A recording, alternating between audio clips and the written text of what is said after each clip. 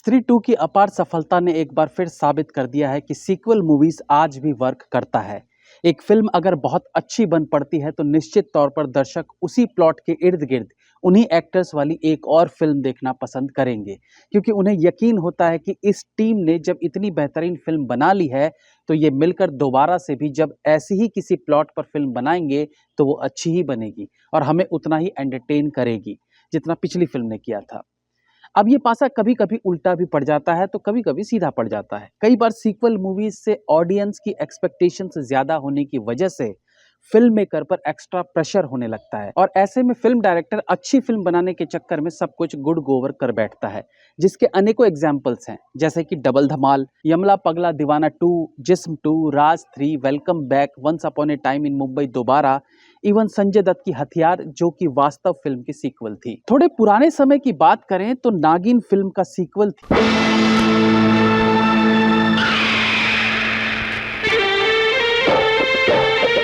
निगाहें, जिसमें श्रीदेवी तो थी लेकिन ऋषि कपूर की जगह सनी देओल नजर आए थे, बट ये फिल्म उतनी चल नहीं पाई। सत्या जैसी क्लासिक फिल्म का सत्या 2 के रूप में सीक्वल आया तो वो भी इतनी डिजास्टर साबित हुई कि पूछिए मत। जब सीक्वल फिल्म्स की बात हो ही रही है तो बात करते हैं कुछ बहुत पुराने सीक्वल्स की, जिन्हें ऑफिशियली तो सीक्वल नहीं कहा गया बट ये सीक्वल कहलानी चाहिए।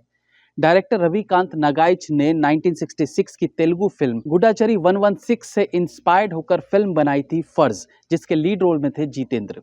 इसके बाद इसी डायरेक्टर ने 1981 में अगेन रहस्य गुडाचरी पर आधारित एक और फिल्म बनाई जिसका नाम था रक्षक, जिसमें अगेन जितेंद्र ने वही सेम स्पाई की भूमिका निभाई थी जो उन्होंने फर्ज फिल्म में निभाया था।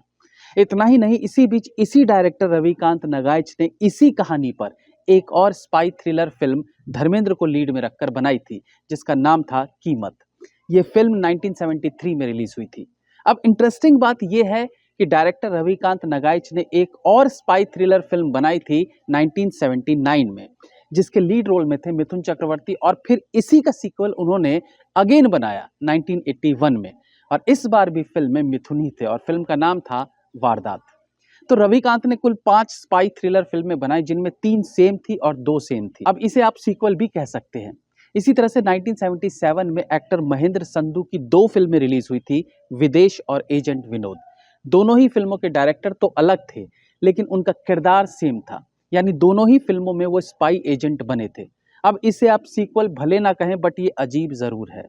हालांकि 2012 में एजेंट विनोद के नाम से अगेन एक स्पाई थ्रिलर फिल्म बनी थी जिसमें सैफ ने लीड रोल निभाया था। सीक्वल फिल्मों की बात हो ही रही है तो इसमें गैंग्स ऑफ वसेपुर का जिक्र होना चाहिए, इसलिए नहीं कि इसका सीक्वल था या दोनों फिल्में अच्छी थी, बल्कि इसलिए कि शायद ये पहली बार हुआ था कि फर्स्ट पार्ट और सेकंड पार्ट के रिलीज के बीच मात्र 15 दिन का फर्क था।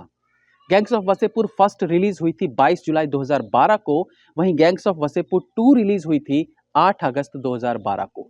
तो ये रेयर है और ऐसा कभी हुआ नहीं है। फिल्म मेकर राजकुमार संतोषी ने 1976 में पहली बार एक मल्टी स्टारर फिल्म बनाई। इतने सारे स्टार्स के साथ इससे पहले कभी कोई फिल्म नहीं बनी थी। इस फिल्म में सुनील दत्त, फिरोज खान, संजय खान, जितेंद्र, रेखा, विनोद मेहरा, कबीर बेदी, अनिल धवन, रंजीत, प्रेमनाथ, रीना रॉय जैसे बड़े बड़े नाम थे। फिल्म का नाम था नागिन। ये फिल्म सुपरहिट रही थी और फिर इस फिल्म की सफलता को भुनाने के ख्याल से राजकुमार संतोषी ने 2002 में अपने बेटे को लेकर इस फिल्म का सीक्वल बनाया जिसका नाम था जानी दुश्मन। हालांकि ये फिल्म एक डिजास्टर बट कल्ट साबित हुई।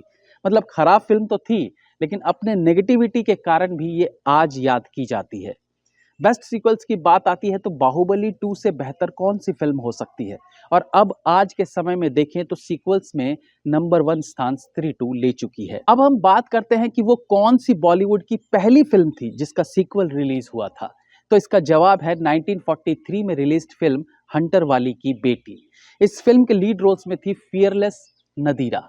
ये फिल्म 1905 में रिलीज्ड फिल्म हंटर वाली का सीक्वल था। सीक्वल आने में 8 साल का गैप था। फियरलेस नदीरा को पहली फीमेल स्टार भी कहा जाता है जो उस समय में अपनी कला के लिए प्रख्यात थी, और पहली सीक्वल फिल्म की हीरोइन के तौर पर भी उन्हीं का नाम आता है। हालांकि 1943 के बाद ऑफिशियल सीक्वल का सिलसिला काफी साल बंद रहा, जो कि पिछले 15-20 सालों से दोबारा शुरू हो चुका है। आपकी फेवरेट सीक्वल मूवी कौन सी है ये आप हमें कमेंट सेक्शन में जरूर बता सकते हैं। Have a nice day.